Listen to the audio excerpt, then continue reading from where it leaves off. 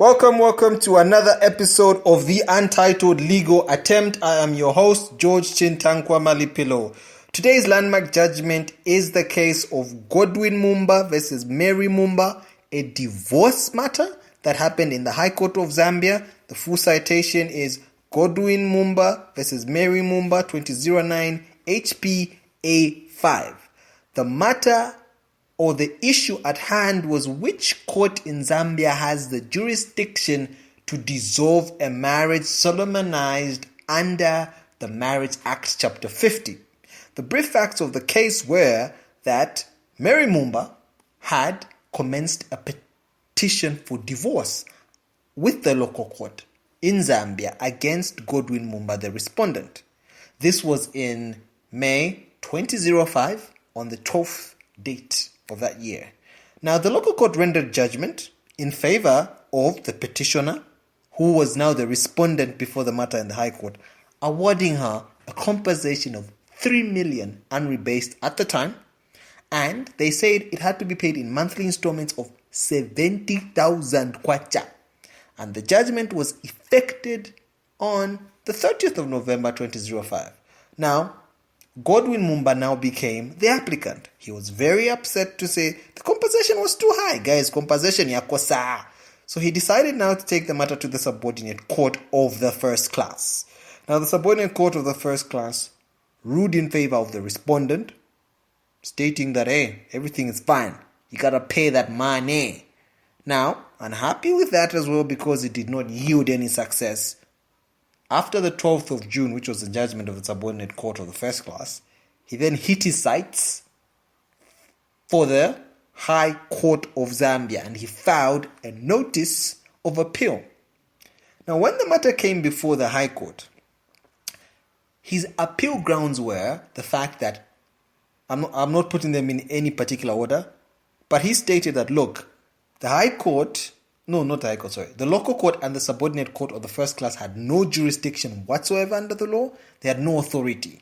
And therefore, their decisions were basically null and void because this was a marriage that was contracted under the Marriage Act. He also stated that, look, I have evidence to show that I have a marriage certificate from the Pentecostal Holiness Church between me and my bail.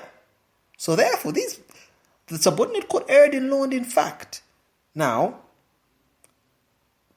Dr. Patrick Matibini, State Counsel, was the High Court judge then. He's now Speaker of the National Assembly. He then allowed for the substantial application, which was basically a substantial objection by Godwin Mumba versus Mary Mumba. Mary Mumba, in argument, just stated, look, this person hasn't been taking care of me and the children, and he hasn't adhered to the local court and the subordinate court issue of my compensation. So, the applicant was arguing to say these courts did not have jurisdiction to hear this matter. The subordinate court of the first class did not have the right to hear the appeal, and the local court did not have the right to hear the matter in its entirety, not even entertaining it. So, at this point, the High Court's question was whether or not the local court and the subordinate court of the first class did have jurisdiction to set aside a marriage that is constituted under the Marriage Act, or they did not have any jurisdiction whatsoever. Now, let me just quickly explain to you what jurisdiction is. Now, jurisdiction is very important when it comes to legal matters. Jurisdiction is more like ila permission warepoka kuri ba mayot daddy mami ndefo kuya kwangala narabwera kuma 19 bala kupela pass. I'm just basically saying permission you are getting from your parents before you go out.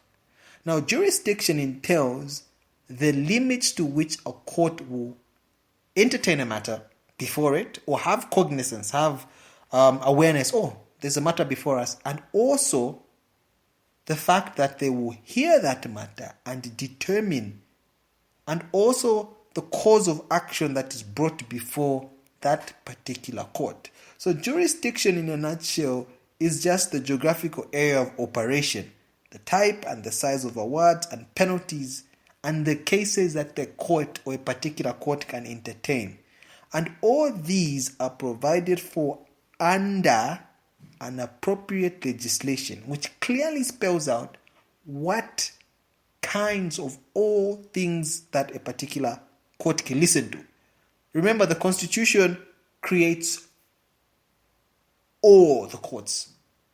It establishes all the major establishments, from the judiciary to the executive to the legislature. So once it creates the judiciary, those provisions are now what stem as acts. Because remember, like I said, from Christine Mulundika versus the People, the act is giving effect to the articles or provisions, because the Constitution is just a document that contains all the important elements. So the act is now giving them the power.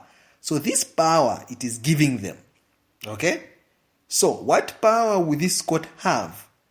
And when we give you this power, you cannot now start abusing the power and start listening to other matters that you cannot hear. That's why jurisdiction is very key to the whole structure of a court. That's the first thing you always learn in court. You learn about the jurisdiction of the court. We will talk about the cases of Miyanda versus the Attorney General, the Zambia National Holdings versus the Attorney General. It was with UNIP. Those are very important cases as well. So, back to this matter.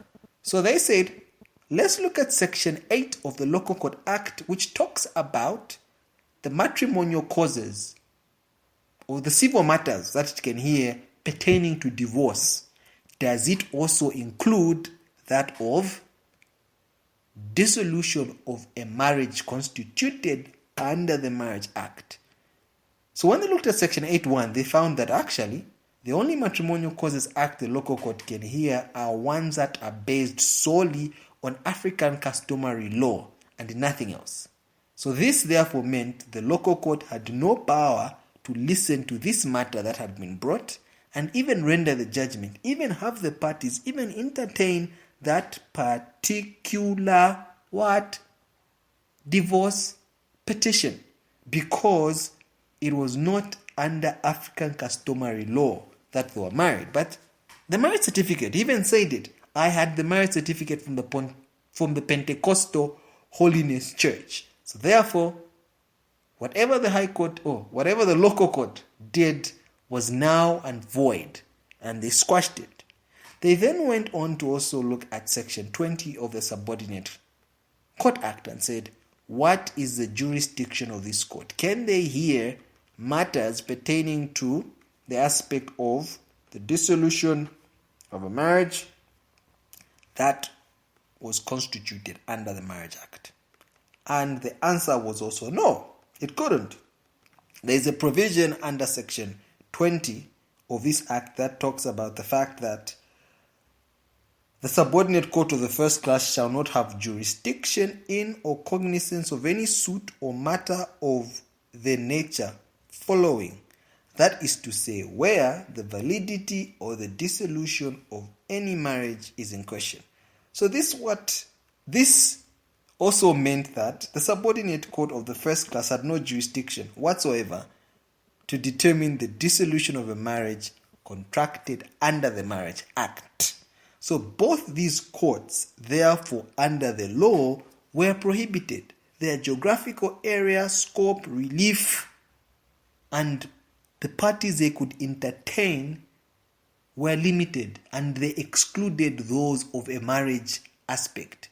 Those coming to divorce as a result of a marriage contracted under the Marriage Act, they were disallowed. So when we get back, we will now look at which court in Zambia has the lawful and only jurisdiction to listen to a divorce matter as a result of a marriage constituted under the Marriage Act. So, stay tuned, ladies and gentlemen. All right.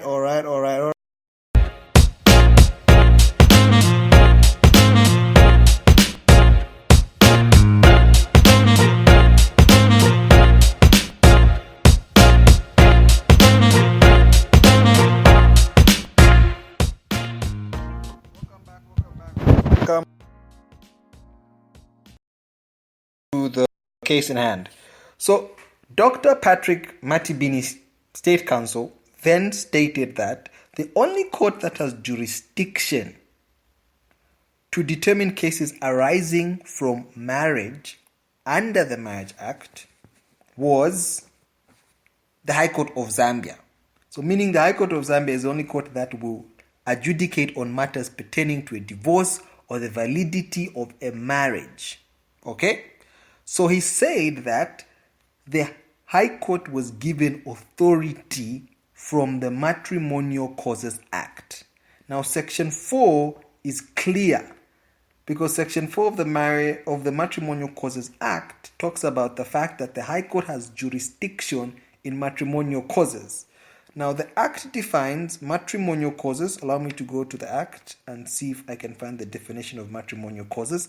Yes, under Section 2, it states that matrimonial causes means proceeding for a decree of the dissolution of the marriage, nullity of the marriage, or judicial separation. So, you could see that matrimonial causes relates to the marriage being dissolved because there's decree nicis. There's the decree nicis and there's decree absolute. So first of all, the court will order the separation, then the absolute separation of the marriage. So, therefore, the High Court of Zambia is the only court in Zambia that will listen to matters pertaining to divorce, or they are the only ones that can set aside a divorce that was constituted as a result of a statutory marriage, meaning the Marriage Act. And it clearly has stated this under Section 3. It states that the provision of this Act shall apply to marriages solemnized in accordance with the Marriage Act or the laws of a foreign state and shall not apply to marriages contracted in accordance with customary law. What this basically means is that customary law marriages have their own procedure. You cannot use the Matrimonial Causes Act and state the ground for divorce is irretrievable breakdown under Section 8 or 9, and then cite that particular provision when you're talking about customary marriages. No. This is only for marriages that were commenced or that were constituted in accordance with the Marriage Act. So when you're divorcing, the Matrimonial Causes Act will apply. So in ending, that will hear a matter for the dissolution of a marriage contracted in accordance with the Marriage Act is only limited to one court, which an act of parliament has given it power. So no other court can then render judgment, give relief, and even entertain such a matter. If they do entertain such a matter, it will be as if they are just playing. Or like Lady Hale said in the Boris Johnson Prime Minister's case in the Supreme Court of England, it's as if they had a blank check of paper. You have been listening to the Untitled Legal Attempt. We are out.